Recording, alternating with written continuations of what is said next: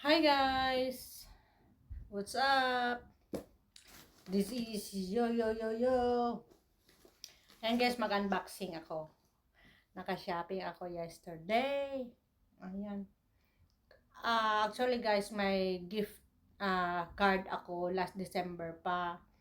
Kaya nagkaroon ako ng time para pumunta sa mall na yun kasi yung card ko yon doon lang siya pwede gamitin sa mall na yun. So, dahil dito ako ngayon naka-duty sa medyo malapit na mall doon, kaya sumaglit or tumakas kami.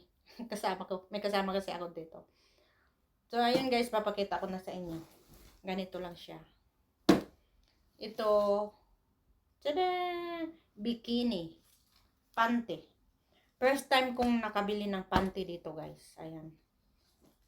Kawawa naman ako guys yung mga panty ko. Kawawa. Kaya bumili rin ako ng panty. Ewan ko kung maganda pa to or hindi ba to. Minsan guys may mga panty na maglakaw ka habang lumalakad ka. Unti-unting papasok doon sa ano mo. Doon sa sa lubot. Doon parang tibak.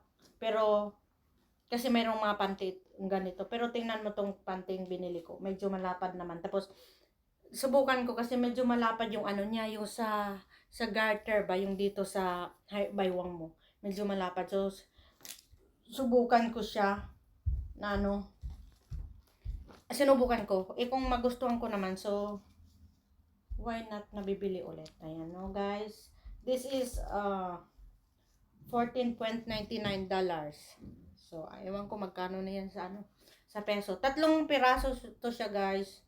Kung sa peso yan, mga almost, lang siguro, almost 1,000 itong tatlo.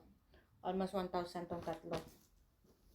Ang sunod guys, kung may panty, may bra. Ayan. 3 din to guys. First time ko rin nakabili ng bra since dumating ako dito. First time ko nakabili ng bra dito sa Canada. So ayan, 3 rin siya. Pink yung kulay na isa. Yung isa naman gray. Pero may nakalagay na Juicy Couture. Juicy Couture. Ayan. Tapos guys, may mga dress din. May dresses din ako pang beach, pang summer. Ayan, ang ganda. Oh. Tapos yung isa white. Ang ganda guys, gustong-gusto ko. Yung backless siya guys, ayan. So hulaan nyo guys, ano ang pinakauna kong binili pagdating sa Canada. Ayan guys, thank you for watching. Backless siya guys, ang ganda niya. Thank you for watching mga gwapa. Hulaan na comment down below with share and comments.